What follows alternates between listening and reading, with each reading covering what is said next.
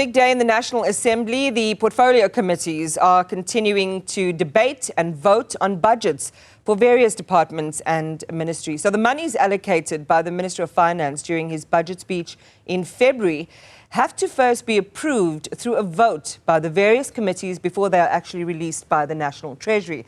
And our Juniour Khumalo is there, bringing us all the details live from the parliamentary precinct in Cape Town. In some ways, this is where the rubber meets the road and the purse strings are loosened, Juniour. So this is an important development. Tell us more about what's happening where you are.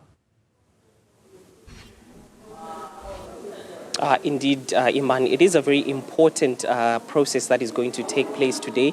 You know that the Finance Minister did table that budget speech in February this year, and he just basically detailed which funds are going to be allocated to which department.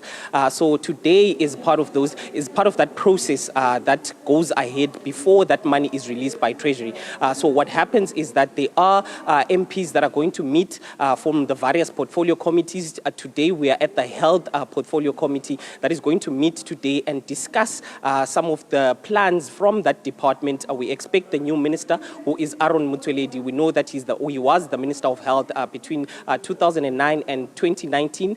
He has been appointed again to this department. But just to give us more clarity on what is going to be happening today, we do have a DA MP, Michelle Clark, just to explain what is going to be happening. Thank you so much, ma'am, for joining us today. What is going to be happening today in this house? Thank you very much for having me on your show. So on Wednesday, the budget was presented to us as a portfolio. We put some recommendations in place, and then yesterday we went through the recommendations, and of course that report was then discussed whether it was factual or not. So the report of the committee will be debated today in this House, and it's part of the budget process.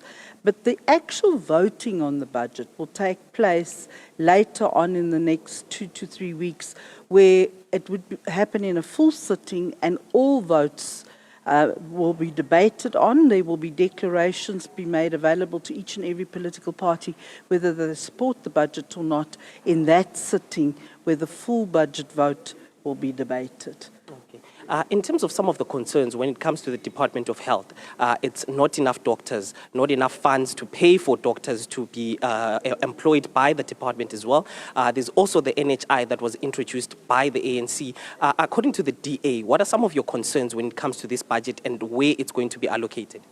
Well, I think one of the concerns is that the money that we allocate to correct avenues in order to address the shortcomings of service delivery within the health sector, and that's very pertinent for us.